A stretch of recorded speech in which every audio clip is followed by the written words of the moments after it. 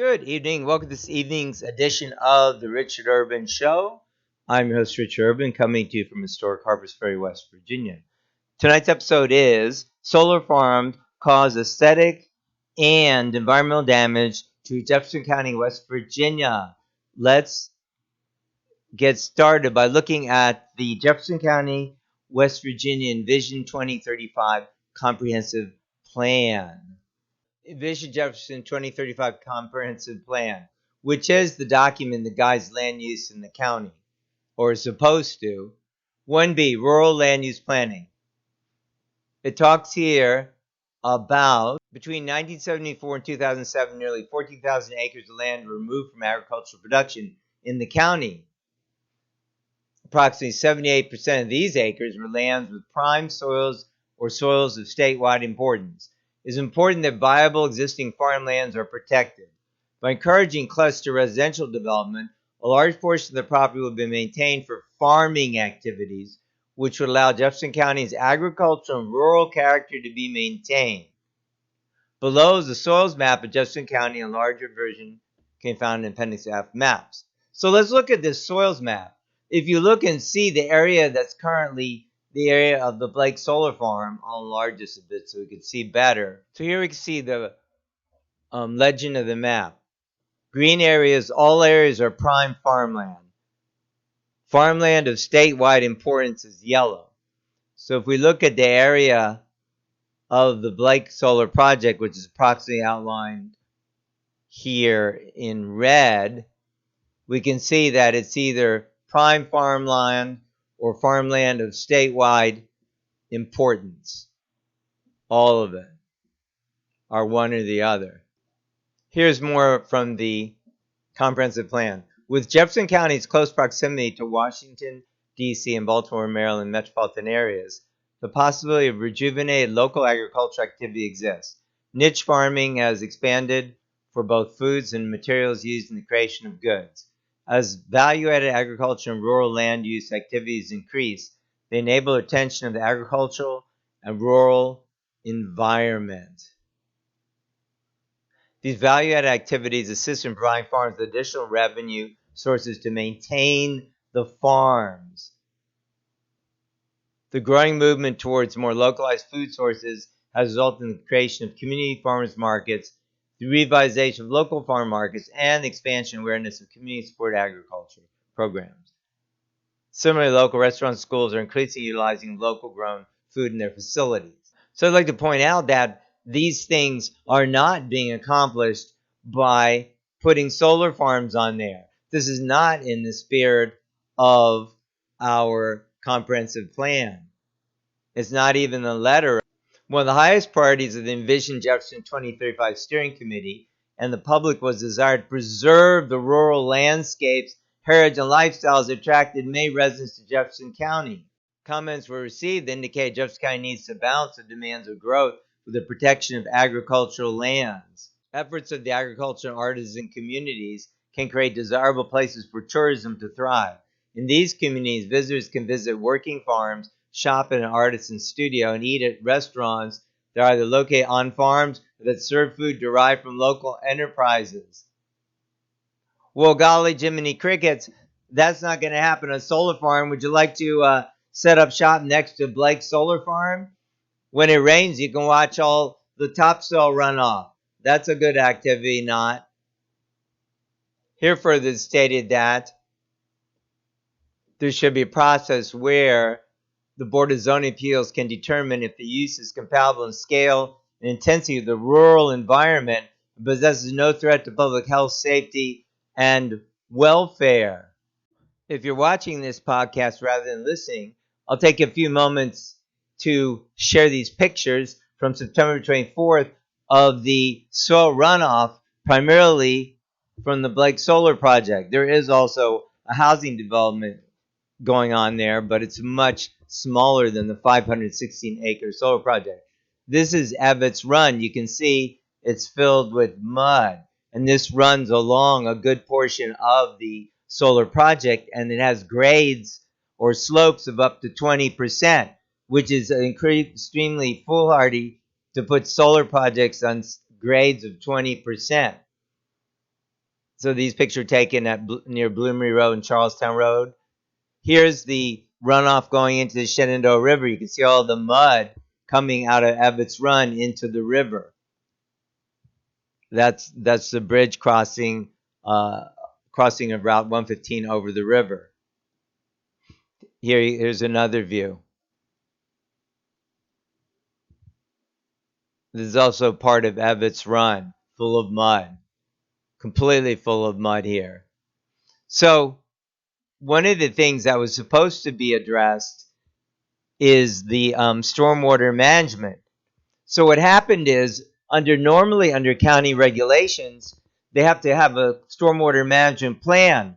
But by putting the solar farms as a matter of right plan, where they can basically not even have any formal stormwater plan, they're supposed to provide a report to the county, saying that they're providing certain drainage if it's, over a certain slope. Otherwise, there's very little restriction. You can see that all this soil is running off. And also, I can't find those reports anywhere on the county website. So I'm going to be inquiring further about that. What happened to these stormwater reports? On this map, it shows the grading of the site. So we see that a lot of the site has over a 10% slope, and some of the site has a 20% slope. In other words, it's hilly. So that means it's subject to runoff. This is an extremely bad idea to have a solar farm here. Now we're stuck with it, and it's causing all that mud to run off into Ebbets Run and the Shenandoah River. Supposedly, they're supposed to be growing ground cover there. Well, when is it going to be there? It doesn't just pop up in one day. So one thing I'd like to point out is, you would think, oh, they put the solar panel there and they left the vegetation in place. Wrong. All the topsoil has been stripped off. Or how do you say? All the cover has been stripped off. I don't know how much topsoil has been stripped off. But in the areas on this chart that are hatched here on the left, you see over 10% grade. And then on the right here, you see further that the parts that have these slanted lines are actually over a 15% grade, or up to 20% grade. And those they had to cut down in order to be able to install the solar panels at all. So how environmentally friendly? Not. That's not environmentally friendly at all. And you can see all the pictures of all the mud running into Shenandoah River. This is a very interesting statement here about stormwater management. Is our understanding, this is from the Engineering, Planning, and Zoning Department, Jefferson County, is our understanding that the intent of the proposed amendment to zoning ordinance for solar farms is to eliminate the need to process a site plan and eliminate the requirement for stormwater management control. However, the intent is to require temporary construction, sediment, and erosion control under West Virginia Department of Environmental Protection, Construction, Stormwater, NPDES permitting requirements. Well, obviously, that's not being followed. That's not working. So they say here that there is significant runoff from solar farms. Based on findings, there could be significant increase in stormwater runoff from solar farms. However, if solar farms can meet certain conditions as discussed in the study and as adopted by the state of Pennsylvania, the post-development runoff versus pre-development runoff will be insignificant, and no traditional stormwater management control facilities will be needed. Yeah, right. So that's obviously not working well. Clearly, there needs to be stormwater management. Let's look here further from the conditional use permit. A great benefit of any solar project is that it does not result in the permanent conversion of farmland to residential, commercial, or industrial uses. The soils that have sustained generations of farm families will be preserved and can be returned to agricultural production. A decommissioning plan will be filed with West Virginia as required by state legislation. Well, there's no cases where any solar farms have been returned to production because it's too soon, and there's no guarantee they will be. And by the way, how good is that land going to be for farming after the topsoil has first of all been disturbed completely 100% because all of it has been how do you say, all the vegetation been stripped off throughout the entire development except in the buffer zones and along streets and so on. And also, as we see, a lot of the soil is running into the river. That also doesn't address the fact that there are toxic chemicals in the solar panels. Can it be 100% guaranteed that none of those toxic panels over 30-year lifespan will leak into the soil? No. So there's zero guarantee, and very likely this will never, ever return to farmland. So that's a bunch of BS. So also, let's look at, again, if this type of development of large-scale solar farms, and we should look at Blake Solar Farm definitely as a bellwether or how things are going to go if any more solar farms are allowed. Right now, they're suspended by the Text Amendment change, but things are somewhat up in the air. So I think it's important that the commission makes clear all these issues. So, for instance, the comprehensive plan is saying that really what's supposed to happen is, since many farm operators are in the position of working the equivalent of multiple full-time jobs, they're saying like half or more, by having additional flexibility in uses and operations, farm operators might be able to continue to have a viable business while devoting more time and resources to on-site needs instead of having to work off-site to pay for the farm. Well, the fact of the matter is here that this is not at all the spirit of what's happening with Blake and other solar farms. So basically, there just 3 families own the land that the Blake Solar Farm is on. One of them is the Cable family. I don't think the Cable family is starving, is going to go out of business.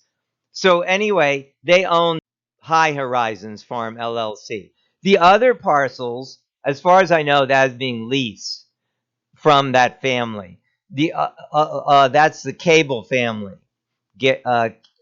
So that's one family. And the other properties, which were owned by the Peels and Thornhill LLC, those were sold to the company that develops this project, which is, by the way, a company from Spain. So how is that increasing farming? It's not increasing farming. It's just a money grab. They sold the property. How about the Cable family? Like they were in hardships and now they're, having to milk the cows at 6 a.m. This is baloney. This is just a huge money grab. This isn't helping people who have a few acres and want to develop their land. No, this is like 3 or 6 or 12 people, in this case 3 in the county, benefiting at the expense of a whole county. So the whole spirit of this idea of, the farmers need an extra income, so they'll have a few solar panels, is baloney. I mean, I saw other cases like in Maryland. I just saw an article where, someone got a grant and they have a very large chicken operation, like thousands of chickens. So they want to put solar panels on top of the chicken coops. That makes sense. It's already impervious surfaces. They're not like messing up the topsoil. But to turn prime farmland that's sloped as much as 20%, farmland of statewide importance, into this, strip off all the vegetation, grade like 25% of the whole property, grade meaning cut down the soil, and then, half the soil or however much, who knows, is running down into Shenandoah River. By the way, what does that do to the fish and aquatic life there? I'm sure it's not very healthy. And then you're saying, oh, we're helping the farmers. This is not true. This is completely wrong. So the commissioners, and already Cross and Jackson have been working on that. We have to work to stop this. And this is also Stollifer. He has not denied that Steve Stollifer, the county commission chairman, that he makes commissions as a real estate agent on these farms. Okay, so if he's really transparent, I challenge you, Mr. Stollifer, to tell us how much you're making off of all your commissions. How many thousands, tens of thousands, hundreds of thousands, or even millions are you making off of these commissions? Please tell us. We'd really like to know. I'd like to cover one more thing in the comprehensive plan. This is view sheds and gateways. A view shed is commonly defined as an area of land, water, or other environmental elements that's visible to human eye from a fixed vantage point. Often a view shed consists of a range of sites including pleasing vistas. Yeah, right. Pleasing vistas of solar panels, landscapes, or scenes. Designation of a view shed is not intended to preclude development from occurring, rather to encourage the layout and the scale of structures in a manner that minimizes effect on the view shed. Applicants should be encouraged but not required to consider amended building setbacks, height restrictions, or bulk controls to take the view shed into consideration. Well, this was even before solar. This was written before solar stuff was even on the menu, so to speak. Furthermore, it says Jefferson County serves as a gateway or first impression into West Virginia from Virginia, Maryland, and the eastern seaboard. An identified goal of Vision Jefferson 2035, which, by the way, is still our comprehensive plan that's current, is the protection and enhancement of view sheds and the gateways located in Jefferson County. The county's gateways were identified by a cross-section of the county's residents as an important asset to our local identity. I believe that the view sheds are a key component of the rural character that draws residents and visitors to Jefferson County and the eastern panhandle. So guess what? Before the Route 9 bridge over Shenandoah River, the new Route 9 bridge, was completed in 2012, guess what the gateway from Leesburg was, which is the major, really the major, and at that time only entry from the Leesburg area and, that part of Loudoun County. Well, guess what? That was Route 9 is what's now Route 115. And so the first thing when you are greeted when you cross the Shenandoah River is what? Oh, yes. Well, in the winter, you can see the solar panels that are on the left. And then definitely winter, summer, anytime, you're not going to miss the wonderful solar panels, before you get to the church and into the Charlestown there. So this is the gateway, and now it's been covered with these solar panels. So this is completely against the spirit and the word of the comprehensive plan. So I urge those few families that are benefiting, like the ones that are trying to sell their land for the Wild Hill solar farm. Now the permit's been extended. The others, that they don't do that. They don't sell out our county. Now, according to the rescinded amendment, then these sites aren't, well, it's kind of up in the air. But the commission can make clear that it doesn't want the county commission those projects to go forward, and they should be stopped, as Krause and Jackson have already done. And it's an outrage, and I want to cover it separately, but I do want to mention now because it's timely. It's an outrage that Matt Harvey is, continuing this lawsuit, or what do you say, effort to remove Jackson Krause. I voted for Jackson. She's my commissioner. I don't want her removed, Matt Harvey. Hello? My neighbors don't want her removed. How about doing a survey in Shenandoah here in vicinity? We don't want her removed. Stop the petition. Don't you have anything else to do? How about catching some of the real people doing crime and people selling drugs or committing theft? How about catching the people who just broke into the 4 businesses in a row in Charlestown? Making sure those kind of people get caught and prosecuted, aren't out on the streets. The ones who busted into the, Blaze Pizza and the restaurant in Somerset Village there, and the medical office. Maybe we should be catching those people and not trying to, I don't know, what is the purpose, by the way, Mr. Harvey, of trying to remove Krause and Jackson? Are you on some kind of vendetta? Is it suggested by Mr. Stolifer? Or what's going on here? They're back to work now. Why are you pursuing this thing? Drop that case. What's the point of this? We don't want it. We don't want our commissioners removed. It's wrong to begin with, in addition to being a waste of time and money. So I hope I've covered clearly. This is the if Jefferson County, I believe, we're moving to stop this, and I, will work hard, whatever I can do to work with those to stop this kind of development. Sure, certain solar development, like I mentioned in my previous editorial, you can find it on my website, visionroot.org. Small-scale solar development, like, for instance, on the Millville Quarry, that makes sense. It's already a quarry. No, that's not going to harm the viewscape or whatever. Or maybe small little developments that people want to do, how do you say, small. Or how about putting a solar on the county dump? I don't think anybody will care about the viewscape at the county dump. That's already land that's not being developed. Why don't you put a solar there? Not on our prime farmland and our gateway into our beautiful city. That's already been ruined, but let's not ruin any more. Stop this craziness, and also stop persecuting and prosecuting my commissioner, our Commissioner Jackson, and Commissioner Krause. What are you doing? How about making our place safer, as I mentioned? Stop it. It's wrong. Okay, so I am your host, Rich Urban. I hope you've enjoyed this show.